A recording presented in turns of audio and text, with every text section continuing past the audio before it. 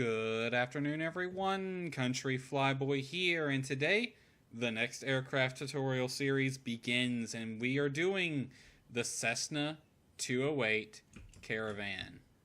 That's right, one of my favorite general aviation airplanes right here. I am a Caravan fanboy. This is one of my favorite planes. I have all three Caravan add-ons from Carenado. This one here is the 208 Super Cargo Master. I also have the regular Caravan as well as the Caravan EX. Not only that, in addition to the default Caravan, I also have the default Caravan from FS9, which featured a float version, the Caravan Amphibian. So we will be showing all of these airplanes throughout this tutorial series. And like every tutorial series, we'll go through each and every bit of a flight, then we'll do some extra information, and then we'll demo flight planning and a cross-country flight. In this case, we'll do both IFR and VFR for this aircraft. So real quick, let me open the door up. I've got a few things to tell you about this airplane. This is going to be a relatively short video, this first one. We're just going to go over some general information about the aircraft, and then we'll get into the next video where we'll actually talk more detailed information about the airplane, as well as the engine and whatnot. You probably know my flow by now. So here we have the Caravan 208 Super Cargo Master. There is the PT6 engine right there.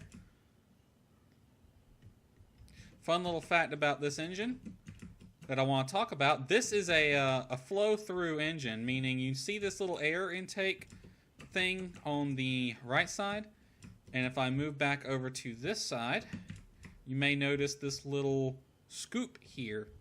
That's actually an exhaust. The way this engine works is it has the air sort of just flows in here and through here straight out there. There's a secondary inlet inside of there that actually feeds the air to the engine. You can't really see it from here, but it's in there. This is what we call a reverse flow engine, meaning the air intake for the engine is actually on the back. So like I said, there's a little scoop in there right about here that lets air in to the engine. And on the other side is the exhaust for it. Still trying to figure out the default controls to move the camera around. Right down there is the exhaust. Alright, so let's go ahead and talk a few things about this aircraft. The Cessna 208 is a single-engine, turboprop, short-haul regional airliner and utility aircraft. It typically seats 9 passengers with a single pilot, although can seat a maximum of 14. The real money, however, is in freight, and the cargo version of the Caravan is exceedingly popular. FedEx purchased 260 Super Cargo Master versions of the aircraft.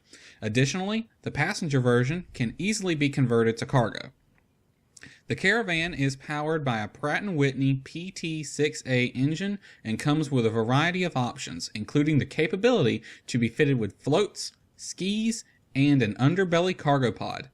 The cabin can also be configured for low-capacity one-to-one seating or a higher capacity style, as well as cargo, and can also be set to a cargo-passenger mixed version. We will be flying the Grand Caravan, which is 4 feet longer than the original Caravan.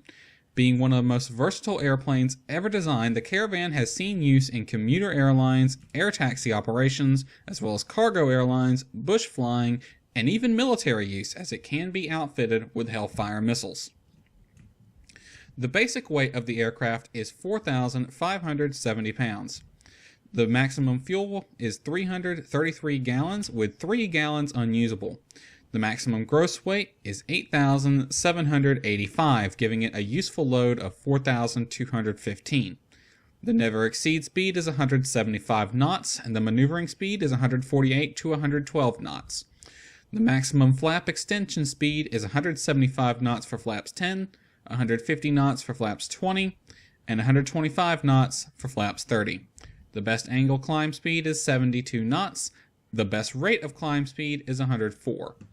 The glide speed is 97 knots, In clean configuration, the aircraft will stall at 63 knots, and dirty, it will stall at 50 knots.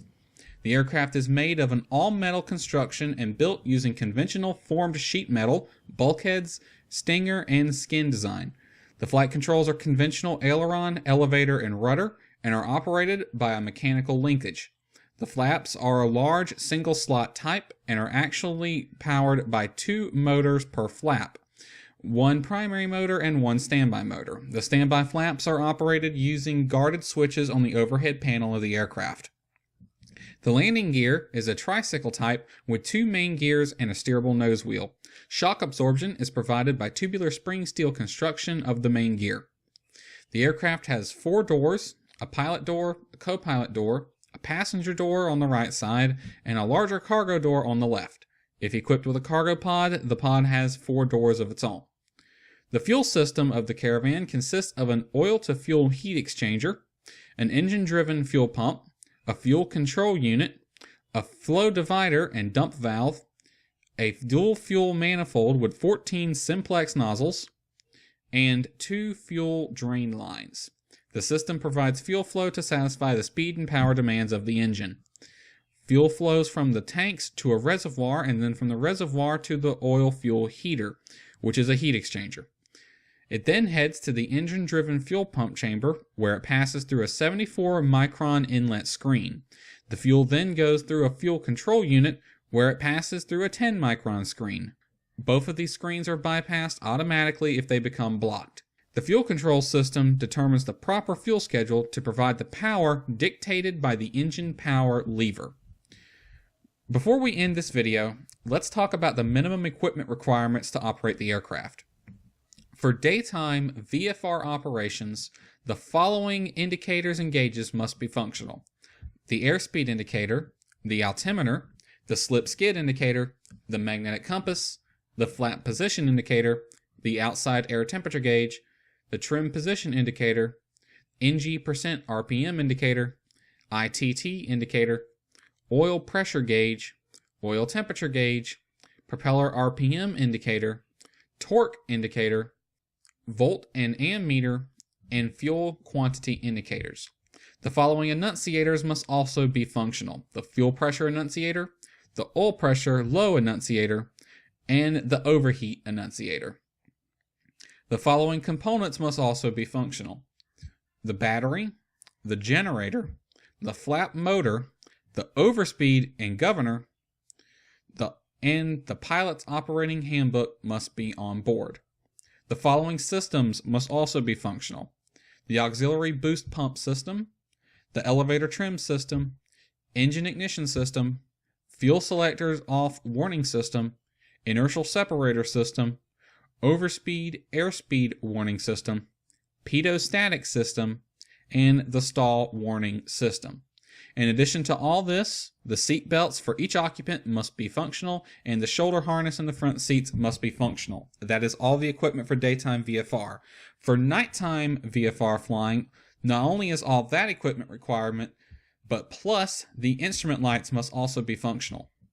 For IFR flying, all the equipment in day VFR and all equipment required for night VFR if it's a night flight is required, as well as the attitude indicator, the clock, 1 communications radio, all 3 navigation lights, 2 strobe lights, 1 directional indicator, navigation radios as required, 1 sensitive altimeter, a suction gauge if the gyros are vacuum powered, and 1 turn and bank indicator or turn coordinator. For flight into known icing conditions, all equipment required for day VFR, night VFR, and IFR is also required as applicable, plus the horizontal stabilizer de-ice boots, ice detector light for night flying, propeller anti-ice boots, pedostatic tube heat system, standby electrical system, stall warning system and heater, vertical stabilizer de-ice boot, windshield anti-ice panel, wing and wing strut de-ice boots are also required. And that is all the equipment requirements, minimum anyway. One final note before we close out the video. The aircraft cannot be flown in minus 54 degrees Celsius temperatures at any flight level, nor can it be flown between sea level and 5,000 feet if the temperature is at or above 54 degrees Celsius, or above 5,000 feet if the temperature is 37 degrees above international standard atmosphere.